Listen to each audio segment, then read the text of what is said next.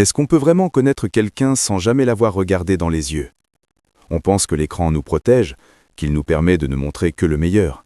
Mais ce soir-là, le vernis a craqué. Maya m'a ouvert une porte que j'aurais peut-être préféré voir rester fermée. Parce qu'une fois qu'on connaît le secret de l'autre, on ne peut plus faire marche arrière. On devient complice de sa souffrance ou responsable de sa chute.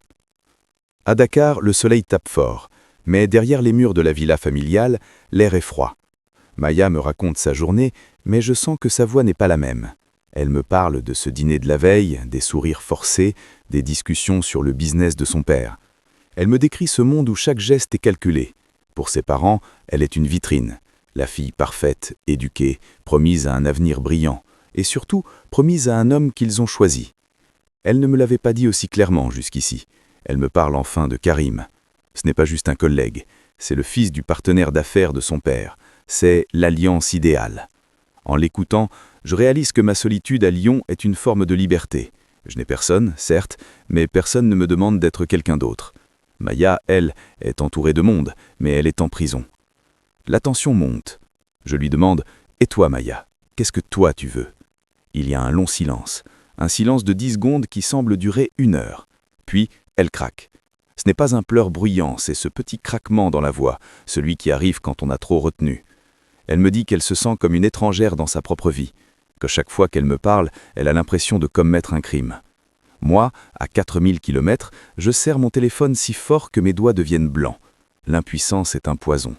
Je veux traverser l'écran, je veux être là pour lui prendre la main, pour lui dire qu'on va s'enfuir. Mais je suis juste un type dans un 20 mètres carrés avec un compte en banque presque vide. Pour l'apaiser, pour équilibrer la balance de la douleur, je décide de lui livrer ma plus grande peur. Je lui raconte ce souvenir que je n'ai jamais dit à personne. Ce jour à l'orphelinat où j'ai compris que personne ne viendrait me chercher. Cette sensation d'être un objet qu'on oublie sur une étagère. Je lui dis « Maya, ma vie entière a été une attente. J'ai attendu qu'on m'aime, j'ai attendu qu'on me voie. Et maintenant que je t'ai trouvé, j'ai l'impression que le destin se moque de moi en te mettant derrière une barrière que je ne peux pas franchir. » C'est un moment de vérité brute. Nous ne sommes plus 2 inconnus qui flirtent. Nous sommes 2 écorchés qui se tiennent l'un l'autre au bord d'un précipice. Alors que nous sommes dans ce moment d'intimité totale, le son d'une notification brutale coupe notre conversation. À l'autre bout du fil, j'entends Maya sursauter. « C'est mon père », chuchote-t-elle. Sa voix est revenue à cette neutralité glaciale, celle de la fille parfaite. Il veut me voir dans le bureau. « Léo, je dois y aller. » Il a posé des questions sur le temps que je passe sur mon téléphone.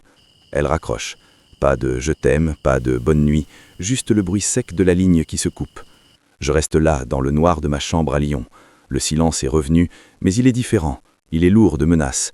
Je réalise que notre petit jardin secret vient d'être découvert, et que le père de Maya n'est pas le genre d'homme à laisser un étranger gâcher ses plans. Le danger n'est plus une idée lointaine, il est dans la pièce d'à côté, à Dakar. Et moi, je suis ici, inutile. Et dans ce silence, une certitude s'impose à moi. Ce qui nous liait, Maya et moi, n'était plus un simple échange volé à la nuit. C'était devenu un risque, un choix, une ligne invisible que nous venions de franchir sans même nous en rendre compte. Derrière les murs de cette villa à Dakar, quelque chose se préparait. Et je sentais que la prochaine fois que Maya me parlerait, rien ne serait plus comme avant. Quand les secrets sortent de l'ombre, ils exigent toujours un prix. Et personne ne sait encore qui devra le payer. La suite arrive, et elle ne laissera personne indemne. Si vous voulez savoir ce que le père de Maya a découvert, jusqu'où cette relation peut aller, et si l'amour peut survivre à la peur et au contrôle, restez avec nous pour le prochain épisode. Et si vous venez de découvrir cette histoire, prenez le temps d'aller écouter les 2 épisodes précédents. Chaque détail compte, chaque mot résonne différemment quand on connaît le début. Aimez la vidéo, abonnez-vous pour ne rien manquer, et partagez-la à quelqu'un qui croit encore que les histoires à distance ne sont que des illusions. Parce que parfois, les liens les plus dangereux naissent derrière un écran.